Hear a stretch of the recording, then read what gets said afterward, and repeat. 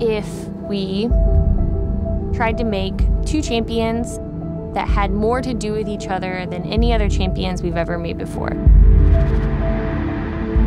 The way that we make champions, we're always questioning ourselves, is this something that players are going to fall in love with? DNA is the designer, the narrative, and the artist.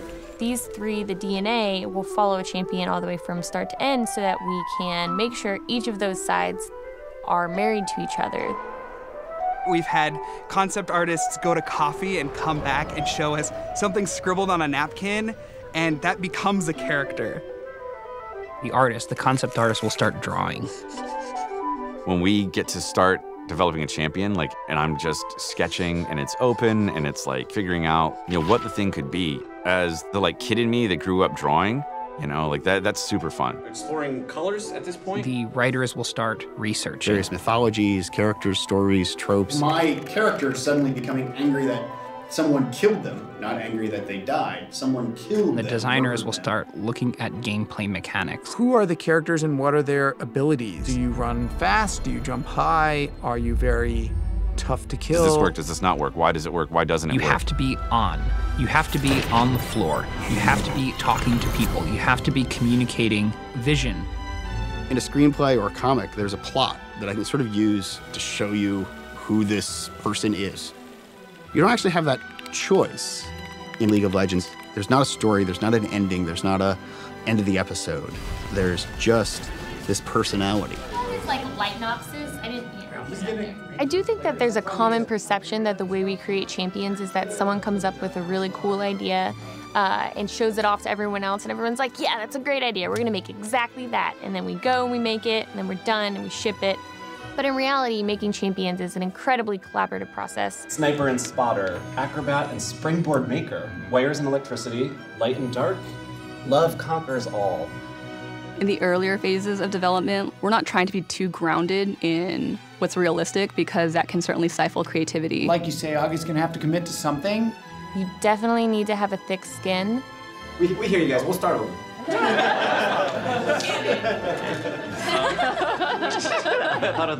At the end of the day, over 100 people will have worked on the champion. I worked on Bard, Echo, Kindred, Aurelian Soul, Ivern. Alawi, Rek'Sai, Tom Kench, Jin. Fiddlesticks, Nocturne, Thresh, Gnar, Dr. Mundo. What you don't want to end up with is generic characters that don't feel real and don't feel like they live and breathe somewhere. We don't expect that every player is going to be in love with every champion. We really expect that players will gravitate towards a handful that sort of connect with the player on some sort of emotional level. Without fail, every single time we release a champion, we know we're going to learn from players a million things that we could have never predicted. We wanted to make the ultimate duo experience.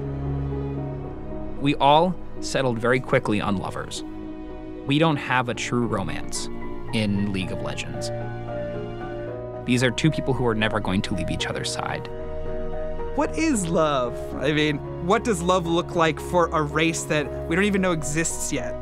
Love is curiosity. Love is unconditional. Love evolves. Of love.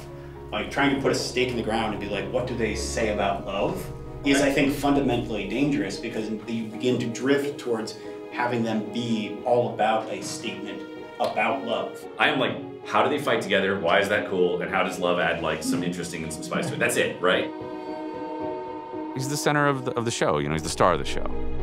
A tall, lean, athletic, beautiful specimen of a guy. He's very, very fast. It's like a high adrenaline play style, which is pretty unique to supports. And he's a little on the edge of dangerous. She's much more mysterious, much more reserved, much more coy.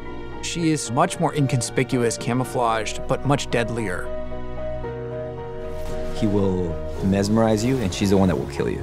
A petite, Raven-esque blade dancer. So we started exploring birds and wings. His main feature is this big plume of peacock feathers that he's going to use to cast spells. That's going to be a nice flows, also with the ears. Right here, I came in this morning, just had this idea that we should do like a really nice flourish for his Q. So his Q is like a skill shot. It fires a projectile. We were wondering sort of whether we should sort of like kick up debris, you know, like, or whether it should be like feathers from the cape or like energy, you know. That's cool, man. I love seeing ideation like this. All these different possibilities of where things can go. Then that leads to another idea. Then that leads to another idea. And it's just like this awesome sort of mass of ideas from everyone on the team. We test the gameplay of new champions twice every day. For a successful champion in League of Legends, you have to have a killer gameplay.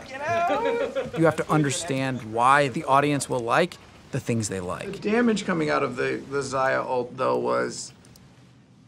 I think it was a mix of both the visuals soft and the damage was a little soft. Yeah, definitely. So I didn't find myself playing around the damage very much. Yeah, me neither. I think the only time damage came into the effect for me was... And we're not making a character for immediate splash, we're making a character forever. And the final judge is our players. So we bring in League of Legends players from outside to test out the champions while they're in development and get their feedback. I would like to see a little bit more range on this Q. Kind of squishy, but they do decent damage. I had a difficult time distinguishing between the two. That's actually a really good point. Yeah. I think I mentioned that. And we actually bring in professional players too to see what they think. Wait, you know you were moving during that? We can hear you. Oh, okay, great. I'm going rogue! There's a surprise. I'm going rogue! There's a surprise. I love you. I know. I love you. I know. I love you. Я говорил. Rakan, не будем глумиться. Oha Kantararya! Korkma, yakışıklılara bir şey olmaz. Un'altra vittoria per i Vastaya. Oye, Pram Gondos. ¿Qué te parece si vamos a comer comida de humanos después de esto? To kocham Rakana ponad życie. 马上回来。谁知道行不行呢？ 그럼 본능에 충실할까? 아 정말 할 거야? 몸 조심해. I would describe the style of League of Legends as wonderfully eclectic, almost to the point of disaster. We have pirates, we have wraiths, we have ents, we have assassins, we have like everything you could ever want, little punk geniuses who make time travel devices. We tend to really draw from our own personal lives and our own personal experiences.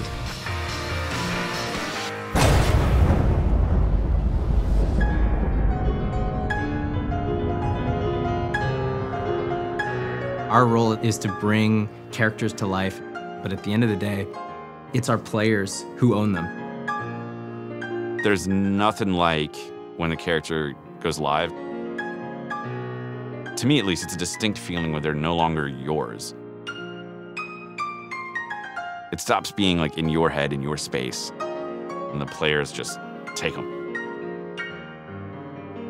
They imbue them with more personality than you would imagine, and they do different things with them, and they kind of take on their own life.